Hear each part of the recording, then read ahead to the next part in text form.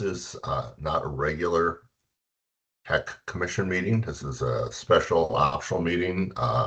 It is for informational purposes only. You do not take any action at this meeting, and therefore, of course, a quorum is not required. It's simply an opportunity.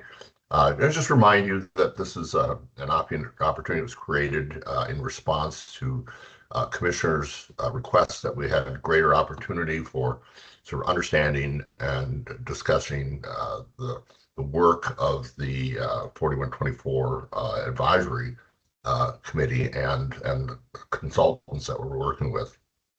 If you remember, we did receive a formal report at our commission meeting whenever that was last week, and from our executive director. And so that is the formal part of our role, but this is an additional opportunity to create, I guess, a better understanding that I think a number of commissioners have asked that we would be able to do. I do want to report that the advisory group did meet on Monday of this week in La Grande. We cut through the smoke to get there, and it was really quite a productive meeting. I think I think I wanted to add just how impressed I am with the consulting group UI Parthenon. They are doing a quick job of gathering information and I think gaining a pretty good understanding of our circumstances, our opportunities, our challenges, and pretty much that we've been working on. I also just think that they bring insight that I'm thinking is going to serve us moving forward. So I wanted to just report that I'm quite pleased with their work. Of course, at this point, there are no policy recommendations. There's nothing. We are simply very early in the process. There are no hypotheses. We're not testing anything except collecting data to gain a better understanding of the circumstances that we find ourselves in. So today, I welcome, we have opportunities for questions, for discussion, and, certainly, especially as it relates to the process, because that's really where we're at so far. And I think with that, I'll turn it over to Ben, and you can add to that or correct what I've said, and then move forward. So thank you, Ben. Yeah, thanks, Chair Heyman. I don't have a lot to add. I think that was a good summary of where we're at and the purposes and opportunities of today's meeting. I want to acknowledge that Robin Harkless, who leads the Oregon Consensus team that's providing process and facilitation support to the HECC in this project, is on the line. So she may join me or Chair Heyman in answering questions or talking through sort of our approach to developing this report and recommendations for commission consideration. In addition, yesterday or on Monday in La Grande, in addition to hearing from the consultants and their initial review of data collection, we also had I think a really informative panel discussion with a group of regional leaders representing business, nonprofits, the colleges and universities in Eastern Oregon, Treasure Valley, Blue Mountain Community College, and Eastern Oregon University leadership, and others, including Representative Bobby Levy, state representative for that area. So that was a really dynamic panel of leaders who shared their perspective on Eastern Oregon, what makes it unique, what its needs are with respect to higher education, post-secondary education, and education more generally. And again, that was a really, I thought, dynamic and useful way to sort of be in that place and with people who have spent, in some cases, much of their lives or most of their lives dedicated to the well-being of Eastern Oregon and have really strong perspectives on it. So with that, Mr. Chair, I think we should just move into discussion, and I'll turn it back over to you.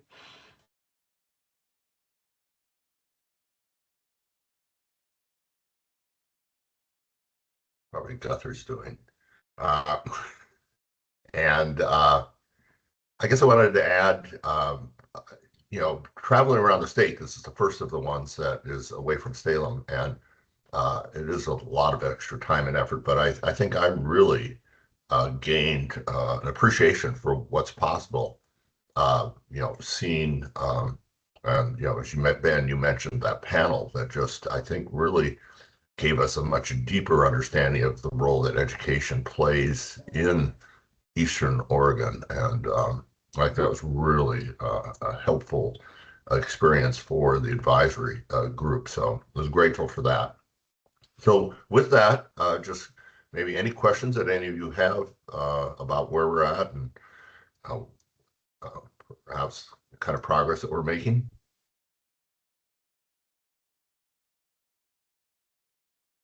Be a short meeting if nobody has any questions.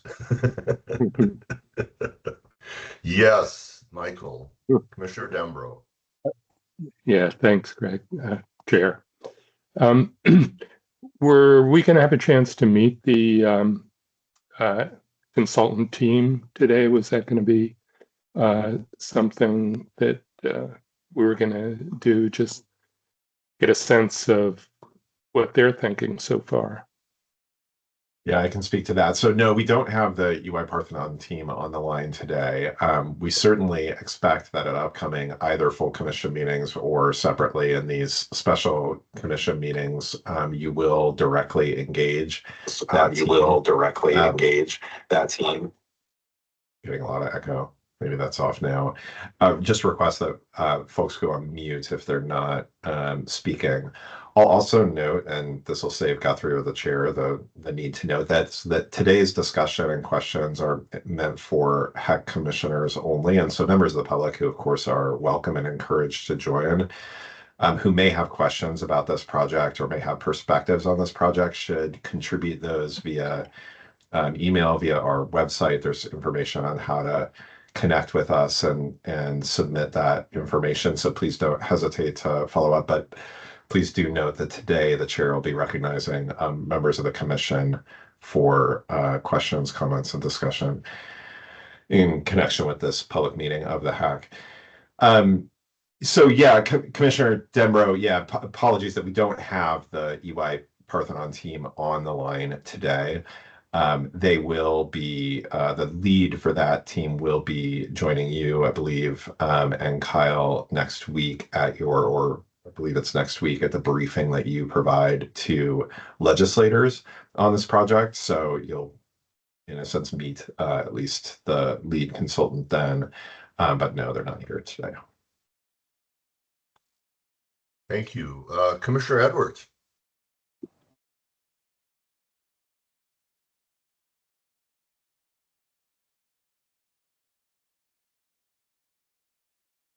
Commissioner Edwards has frozen up on us.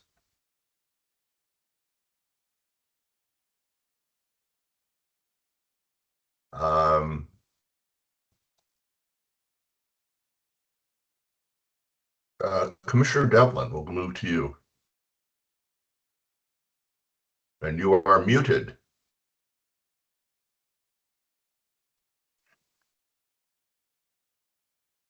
Okay, I'm not muted now, I don't believe. Right, and we can hear you. I not only have an iPhone, I have a very small iPhone. I'm just trying to be helpful, Mr. Chairman, to try to start a discussion. While we're still talking about process in this, how do you envision we're going to deal with the 800-pound gorilla in the room? And that is the underlying issue that our system is basically significantly underfunded.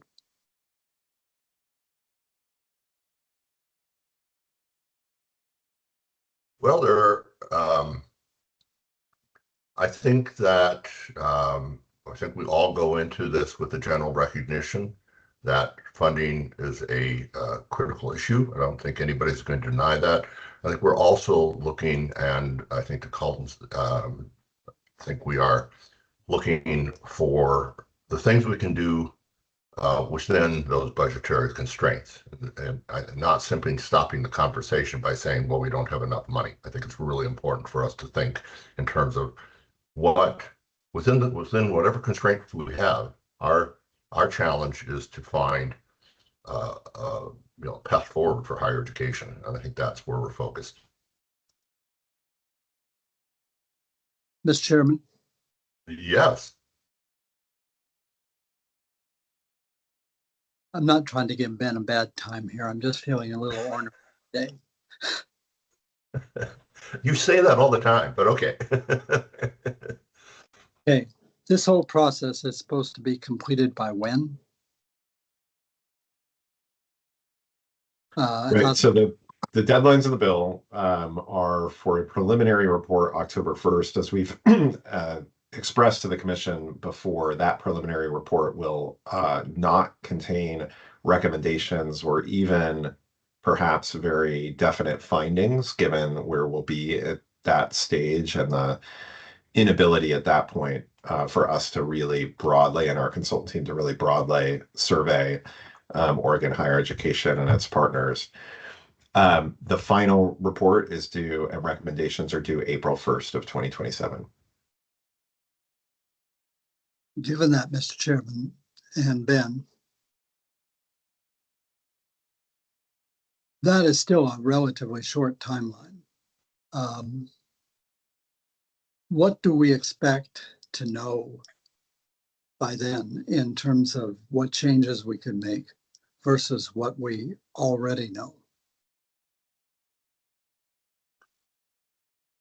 Well, I don't have a crystal ball, so I don't know the answer to that question, but I do.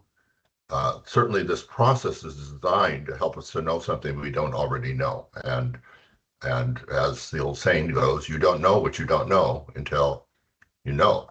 And so that's where I'm at. Okay. Mr. Chairman, I just thought I'd try to help to start the conversation, make it a little controversial. It's not the same, but I remember in my period in the legislature that I think I participated in 3 or 4 lengthy studies of Oregon's revenue system. And at the end of the studies, I don't think I knew anything more than I knew before the study started, because they all came up with the same conclusions, pretty much. Yeah. Let me just add, I have the honor and the responsibility to be a part of this advisory group, and I have a lot of history in higher education in Oregon, and I think we're just gathering information, but my sense is personally, I'm learning stuff. I think I certainly had the sense that members of the advisory group are having aha moments, not in terms of how to solve this, but in terms of a better understanding of the circumstances that we find ourselves. And so I'm already feeling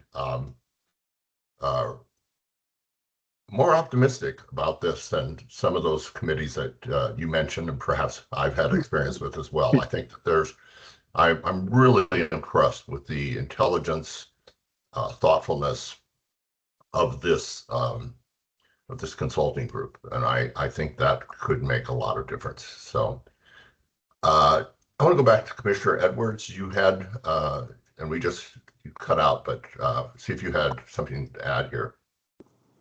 Yeah, sorry, I think my internet's a bit shaky. It was just a question about what surprised you the most so far. Like, what surprised you? What's made it really worthwhile going out and talking to people in this different format?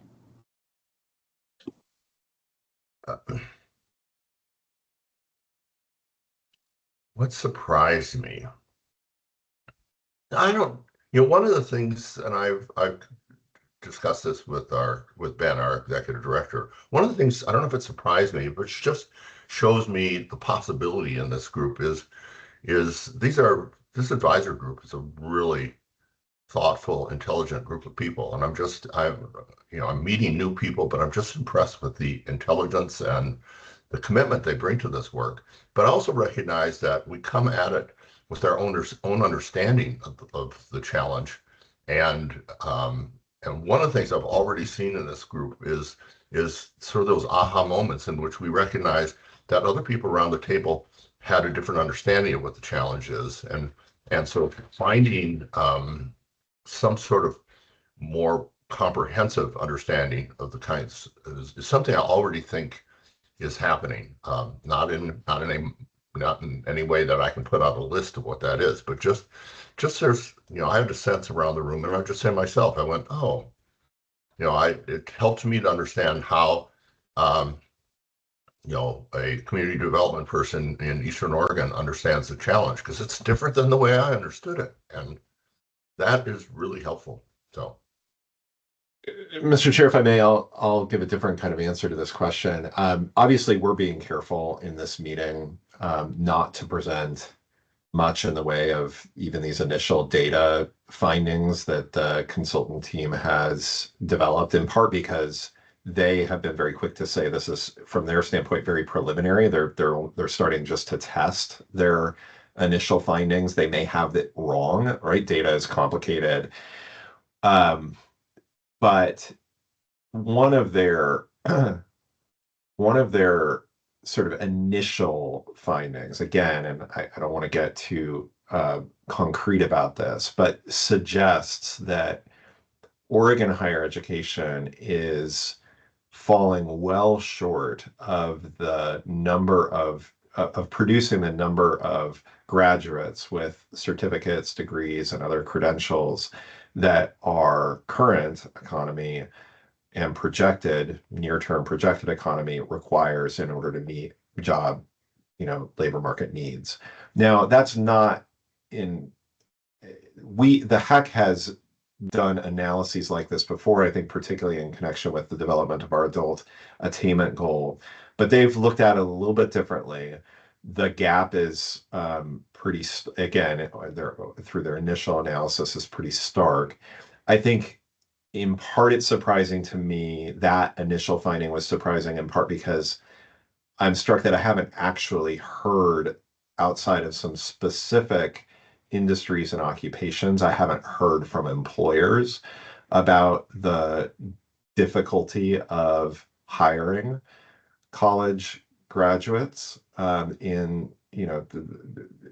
again, with some exceptions in particular fields. So I think that's an area that deserves that will require greater analysis. It certainly sparked my interest because it suggests we need greater capacity, right? We actually, I don't mean to be rambling here, but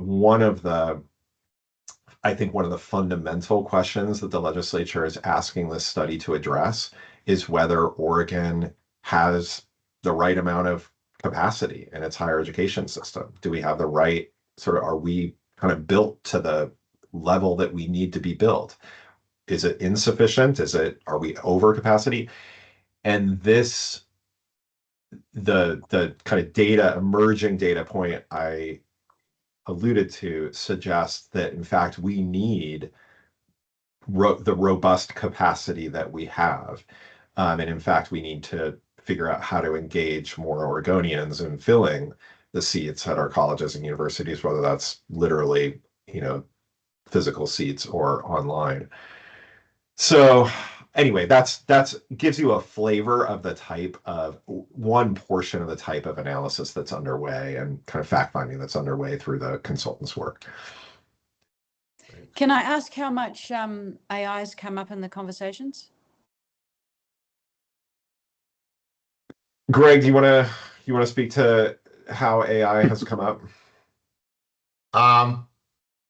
I don't think there's been a formal conversation with regard to that. Again, we're collecting data, and I think issues like the impact of AI is going to come up in where we start looking at hypotheses, and we're not really at that point. It's certainly part of my thinking, but it's not part of the, I don't think it's part of the work of the group yet. But I don't think, certainly I have the sense that the consultants are very aware of a variety of changes in the world that need to be considered as we look forward. And that AI would be certainly prominent among them, but it's not, we're really not at that point yet to start, having hypotheses about, well, what do we do with that, or and but I anticipate stuff like that. Yeah. Commissioner Denbrough. Yeah, actually, why don't you call on Commissioner Smith first? She hasn't spoken. Okay, yeah. Commissioner Smith, I'm just following the numbers, but yes, welcome. Hi. Thank you, Commissioner and Chair Hammond. Again, I am not in these spaces, so I'm coming at this like pretty blank. I understand the charge that the legislature has given HECC, but just in terms of again process, like Commissioner Devlin was referencing, I'm just wondering about like, has there been a robust discussion or even agreement about what is higher education? Where what is are we following kind of, the HECC strategic plan in terms of definitions and goals? Is HECC strategic plan like kind of an accessory, but not really central to the process? And is there agreement about what higher education is? And I do feel like we're I don't know, maybe this is just my perception. I do work on a university. I am around a lot of young people, and I do feel like we're in a space of transition around what capacity individuals have, the amount of stress people have in their lives, their vision for themselves in the future, where are they going, and what tools do they need to get to? Can they even can they even imagine themselves into the future? And this is a question, right? Not everyone has a goal for themselves right now because it's so hard to know, what the future holds. I do feel like we're in transition as a society. So this is a really interesting time to think about what education is, what higher education is, and why people are not attaining their credentials, their degrees, what's holding them back. I have a lot of opinions about that. I'm sure we all do. I'm just wondering, is there a broad agreement about what we're actually doing here together in executing the public good of higher education? And also, kind of just like, are those questions even in the scope of what the legislature is hoping to get out of this study? Like, what does higher education mean? Where are we going? How can it transform? I hear what you're saying about capacity, and are we over capacity or under capacity? But also, what capacity do our learners have right now with the stresses that are out there and the unknowns economically? That's a lot. And again, it's not a very concrete question, but it's just coming from like a place of like really not being in the room with you all. Also, I want to say, for me, just finally, I'm very wary of solving our public good problems with public-private partnerships. And I know that's going to come up quite a lot. There are a lot of gaps we have and capacities we have and funding we have. And I would just, caution us to not look for a savior in the private sector, because again, higher education to me, and I don't know if there's agreement around this, is a public good that is best executed by our public as a public project. Commissioner Smith, I think you asked a very important and relevant question. There are certainly a few of us in the advisory group that are certainly keenly aware of the strategic plan that we as a commission have. And so I would say at the moment that is foundational information for the consultants, certainly, and certainly that I and Ben bring to this conversation. That's a critical question. And what is higher education? And I think, I think one of the places where I hear that articulated was on that panel. Different people on that panel certainly represent different ideas about what higher education is and what it's supposed to be doing. And so I at this point, I think that represents a task we have, is to sort of figure out where is our consensus, and then also, and again, I think this is one of the places where personally I'm very pleased with the consultants, is how do we not just, and this is a conversation we have had, how do we not just solve an immediate problem, but actually position ourselves to be play a strategic role, be truly higher education into the future. And I'm glad you asked that question, because I think it is a prominent line of thought. But again, we're simply at the very early stage of collecting information, which is both data and that collective sense of that people are putting in. And that, again, the panel I thought was a really helpful opportunity for me and I think the members of the advisory groups to get a sense of, so what is the community development person from Umatilla or whatever think we're supposed to be doing, and it's not the same as the next person on the panel.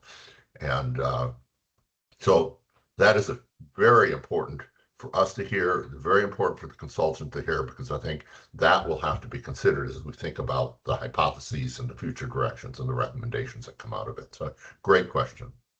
I also want to speak to Commissioner Smith's point or perspective about this being a transition, potentially a fairly profound transition moment for higher education. And it probably relates to Commissioner Edwards's question about AI as well. It certainly that plays into the kind of doubt, I think, that Commissioner Smith was locating with students about their own futures, right? The future of work, the future of the economy. Clearly that is influenced maybe quite heavily by AI and what that may mean. And that, I think, both significantly complicates this project, that as well as probably increases the opportunity associated with it. To the extent that traditionally a project like this, would mine data for insights to help inform policymaking,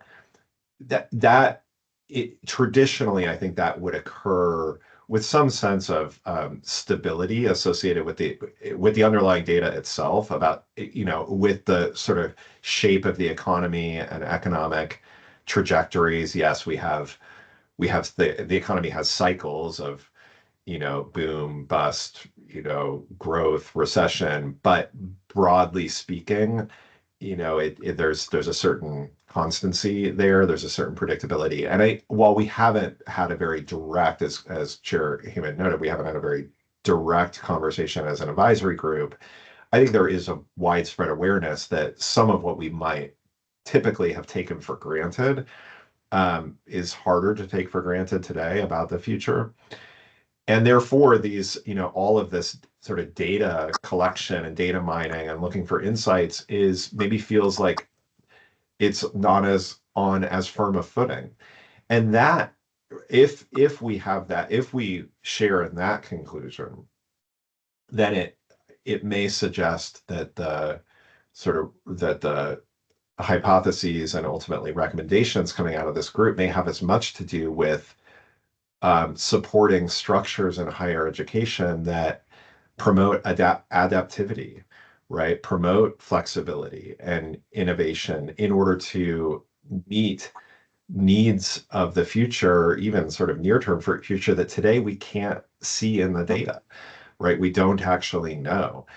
That I'm pushing somewhat ahead of the advisory group and of the consultants in suggesting that potential sort of move of this work.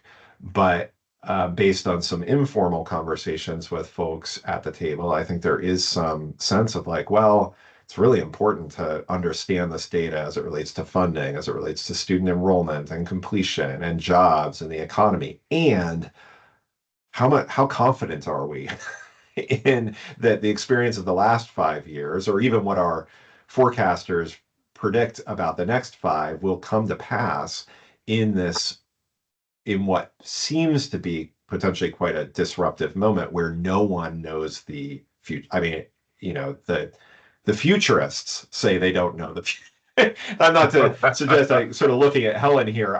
There are clearly people who are thinking deeply about this day in, day out, and I think we have a lot to learn from their work and their hypotheses about the direction of the global economy, of our regional sort of workforce needs. But there's a lot, I think, the future of work, there's a lot that seems very much up in the air. And I think this project has to somehow take that into account, even as it will remain, I think, very data oriented. On a scale of 1 to 10, where 1 is status quo and 10 is very, very not, how bold do you think the us as a group are prepared to be? Let me see if how varied it is. Is that what you have? How bold are we prepared to be? Well, that's a great question, Helen. Commissioner Edwards, I would, I'm sure at this point, we don't know collectively. I think there are people in the group that certainly would like to see us be bold in the sense of really positioning ourselves for that unknown future and what will it take to do that. But no, I don't think we, me, I'm looking to be out there pretty far, but I don't know the consensus of the group. But again, just hearing the kinds of questions that the advisory group is asking, I think there's an openness to thinking differently about the future. I think we've been parts of groups where the principal mode of operation is to figure out how to protect what we already are. My sense is there's a real openness in this group to think differently about what education needs to be. And again, we're not in anywhere close to having a hypothesis, but I certainly sense in the questions that there's opportunity here, if that makes sense. So, sorry, I'm monopolizing now since we seem to have plenty of time. Does the brief explicitly include a projection of the status quo? If nothing's done, what will happen? I mean, what will happen if we do nothing? That's the question. There's not any formal position on the part of the group. I think individuals within the group have their own ideas. I'm probably rather fatalistic about what will happen if we do nothing. But I'm incredibly encouraged by this group's willingness to think that maybe the future has to be different. Maybe we really do need to look different. Where that goes yet, I don't yet know, but I think, I like the kinds of ways you're thinking about this. I really appreciate those questions. Ben, you were there? Yeah, well, I also want to suggest these types. I want to talk just for a moment about roles here. Ultimately, I think you all know, I emphasized it in my report to the commission last week. Ultimately, the report and recommendations made to the legislature under House Bill 4124 belong to the commission. They will be subject to a vote of this commission. The advisory group operates to help the consultants and HECC staff make sense of what we are learning and sort of guide and shape the project in order to inform our recommendations to you. The advisory group itself is in some ways representative, right? We've tried to bring together representatives of the higher education and kind of ecosystem in Oregon because we feel like it's important for us to test the work and any emerging recommendations and report against a kind of representative group, so we can let you know here's what we were hearing from advisory group members about this. But the extent to which, to your question, Commissioner Edwards, how bold will this be? I think the commission, even through meetings like this one or other touch points that you have with this work between now and early 2027, will help to shape certainly HECC staff's work on this to ensure that if the commission's expectation ultimately is that we're bringing forward bold recommendations, even ones that in their boldness reduce consensus, then that's important for us to know.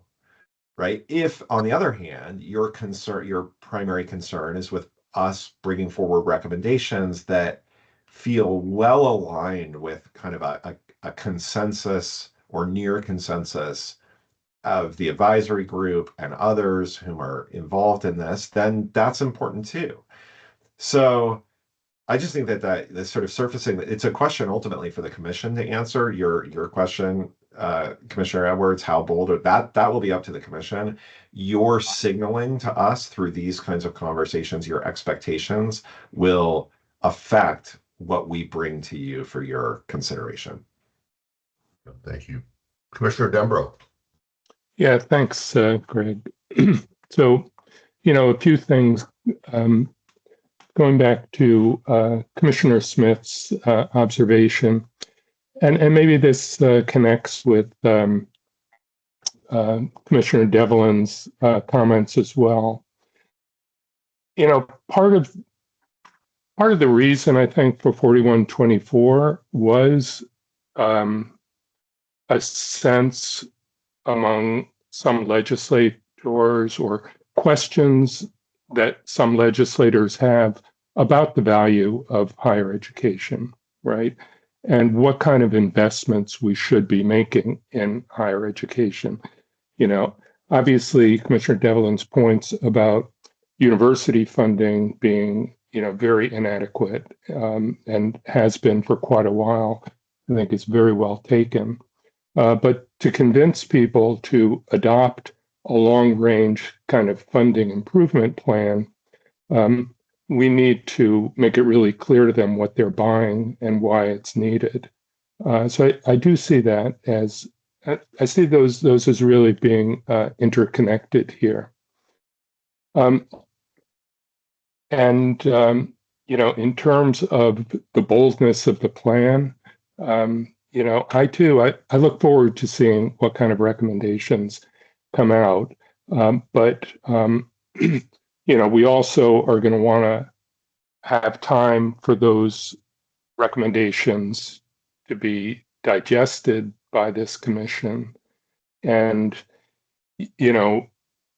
we know there's a preliminary report due in October, and we don't expect any recommendations at that time, I believe. That's really just to sort of lay the field and to include some of the observations like we heard, Ben mention about, the inadequacy of the number of degrees native born here in Oregon. And then we'll want to, look at the why. Why is that happening? What's causing that? And until we really get a sense of the causes, we really can't look at solutions. So I guess in terms of the timing of the process, and I don't know if this is something, that you guys can answer or Oregon Consensus has recommendations. Just seems to me we're going to want recommendations from the advisory committee by February, so that we can have a couple of months to chew on it and to hear from the field, et cetera, et cetera. So does that seem reasonable for the kind of timeline we're looking at? Mr. Chair, I'm happy to take this, and in fact, maybe we'll use a slide that was contained in your packet last week, but we didn't actually project at the time. So give me just a moment here. Here you should be seeing, try this. Well, I'll try to make it a little larger. Hopefully you're seeing a slide titled Proposed Advisory Group Process Timeline. And there's a lot on this, and Robin, feel free to jump off mute to help digest this. But this slide combines through different icons HECC commission meetings, HECC special commission meetings like this one, advisory group meetings, the student voices panel that we're setting up, regional gatherings that are being held in conjunction with the majority of our advisory group meetings, and then the deadlines for reporting. And what you'll see, and this is all sort of draft and proposed, some of this has been calendared, of course, but especially as you look into 2027, we are anticipating the sort of final advisory group committee meeting would occur in March. We don't show it here, but we expect that would be held sort of very close to or sort of nearly in conjunction with a commission meeting at which the final report and recommendations would be voted on in order to meet the April deadline.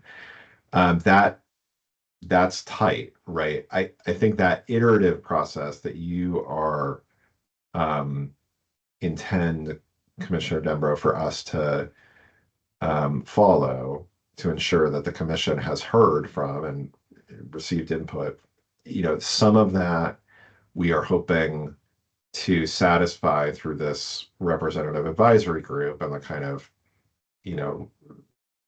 feedback that they're providing to the consultants' work as it emerges.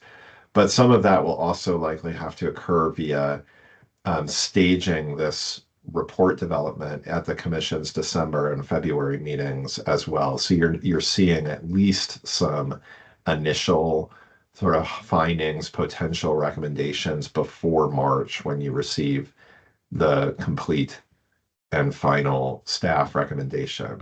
So I guess to put it more simply, it would not be a good process if in mid-March, in a single HECC meeting, you received the full and final report and recommendations for the first time, and we're hearing public testimony on that and being asked to make a final decision on that in a single meeting. We understand the importance of having earlier opportunities to at least get a sense of the direction and community feedback on that before you're facing a final decision. Okay. I just think it would be really useful for us to have a lot of that to us by our February meeting, so we can, take public testimony and start our discussions. And I know what a challenge that will be, so I don't ask that lightly. Robin, Yeah, I may just add a couple, just kind of agreeing with everything that's been said. And you saw on that timeline the final meeting of the advisory group intended to be in March. Typically, pens are down before that final meeting by the advisory group. So our hope and assumption is that there will be good iterative channels of communication with the commission as well as with some of the legislators to really understand signals as they're coming. We're not wanting to push those signals too soon because this really is the phase of we're taking it all in. And as Greg said, everybody's kind of able to share through their own lens and interests how they're interpreting this information as it's coming in. So we're not at the place of coming up with the concepts yet, but you'll see that start to emerge probably in a couple months' time. Those signals will start to emerge, and our hope is that largely the substantive work of the advisory group will be complete before March. And hoping to hold as much space and time as we possibly can for them to do their work. So I guess I'd just like to say I agree. As a process design, we don't want still to be doing lots of pen work in March. We're hoping that that's really a conclusive kind of process, conclusive moment for the group to kind of close the loop on their efforts. And then I would hope, is that there continues to be some informing communication with that group because they were in service to this project, that you all are kind of in turn kind of letting them know where things are headed after that. And even better, if what you've got is this really strong coalition of folks that are willing to support some recommendations going into the legislative session. Thank you. Thanks. Can I ask another question, Greg? Yeah, sure. Thanks. Yeah. And this is going back to the meeting in the Grand, and especially the business representatives, the industry representatives on those panels. Ben, when you're talking about the lack of people with degrees, or the challenge of finding people with appropriate degrees, were they talking about bachelor's degrees? Were they talking about graduate degrees? Were they talking about associate's degrees or certificates? Did it get to that point where you were talking about the specific needs? Because I think we probably have to look at all of those, right? Yeah, for sure. And the UI Parthenon analysis is starting to get to that degree of specificity and disaggregation. I cited, the sort of very top line number of jobs that require some post-secondary education, number of graduates of post-secondary education, right? And that combines all levels. But certainly the further analysis will be on a regional basis because it's not the same in all parts of the state, as well as on a, by level or by type, as you've suggested. The panel discussion in the afternoon obviously contained, just individual perspectives, right? And I think there was mention of needs associated with all levels of higher education. I mean, Eastern Oregon, of course, requires, doctors and engineers and scientists, researchers, and it requires technicians and electricians and so on and so forth. And there was mention of a lot of, needs across the spectrum in that more anecdotal conversation that we had in the afternoon.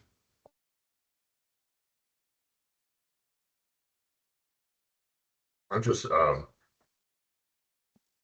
of the challenges and is there's part of this where we're thinking, well, the organization of higher education and the graduates are going to need to be radically more versatile and ready for adaptation in the future, and yet we're kind of designed not to do that. We're designed to have a certificate and a specific skill and those kinds of things. And I think for me at least, one of the interesting conversations will be how do we bridge a model which was really very much more specific and be able to produce that's a wrong word for education. How do we begin to move to a place where our graduates may have a specific skill set, but their frame is this kind of capacity to continuously learn and adapt, and in an environment that is going to require that. And that's a challenge, but it's also that's what we should be thinking about if we're really trying to position ourselves for that future. And so I think that doesn't go unappreciated. Yeah. I think it was one of the panelists brought this up.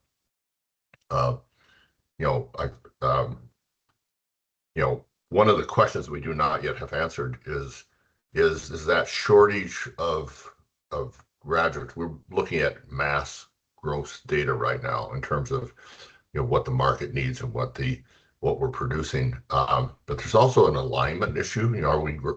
Are people learning the skills that the workforce needs, and how do we create an opportunity for an alignment?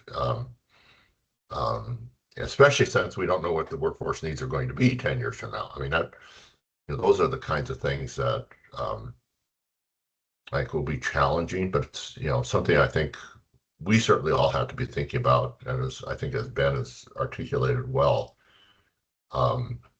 if we are open to or encouraging a kind of, I don't know if boldness is the right word, but certainly a futurist orientation with regards to the kinds of recommendations that we're hoping for.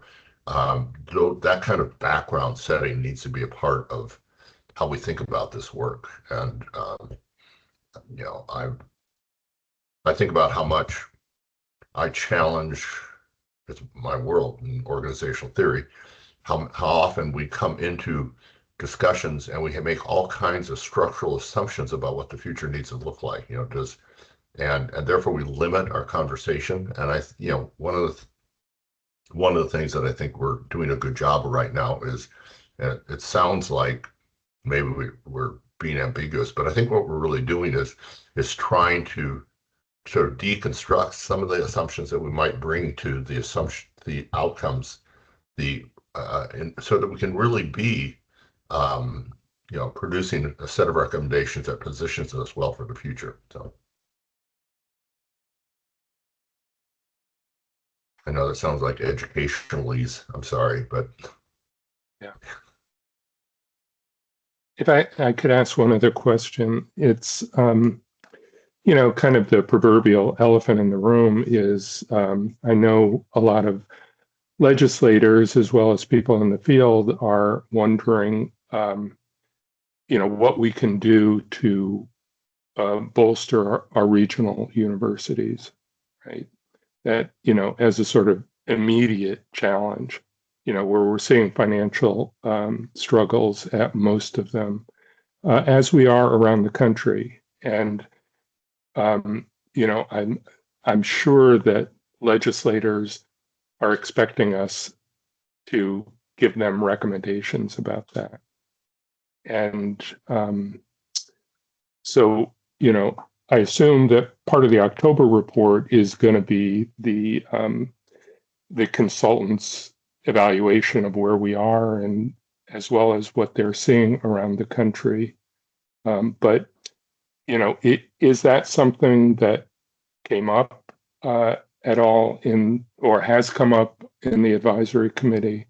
You know, just this question of what are steps we need to take to support the regionals? Well, I'll give a quick one. I think Ben can probably. There's an awareness that our work requires us to think immediately about some challenges, but also very, you know, solving the immediate challenge only kicks the bucket down the road, I guess. How do we, and so I sense that there's an awareness that we need to address those immediate issues, but not be limited to that. If that's, you know, nobody in the room is going, oh, we don't have to deal with that. That would be my guess. So, Ben?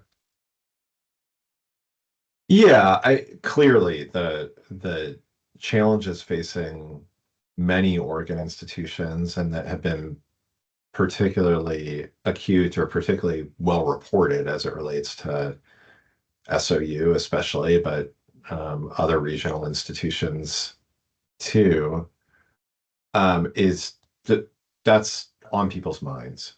I don't think our consultants or the advisory group understand their charge as solving sort of near-term financial challenges facing any individual college or university, or any group of colleges and universities, but rather creating the conditions over the long term where Oregon higher education can thrive, including in its need to serve students in all parts of the state, including rural students who depend on access, certainly in a place-based way, to regional universities, to community colleges, et cetera.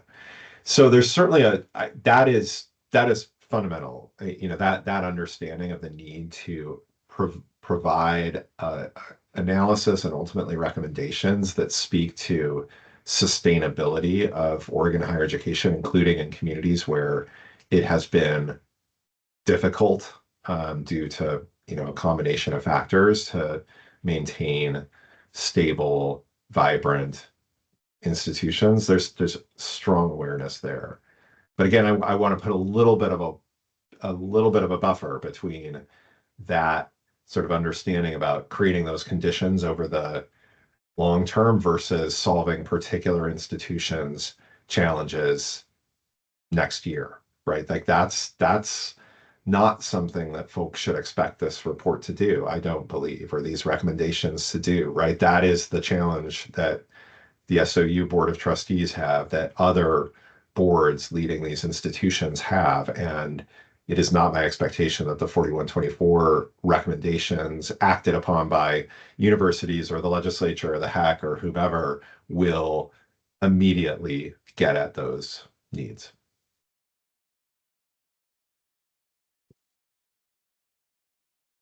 Thanks for that, Ben. Yeah.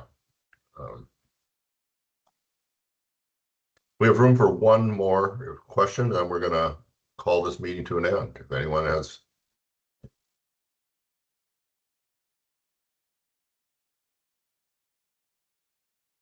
Okay, we will end 4 minutes early.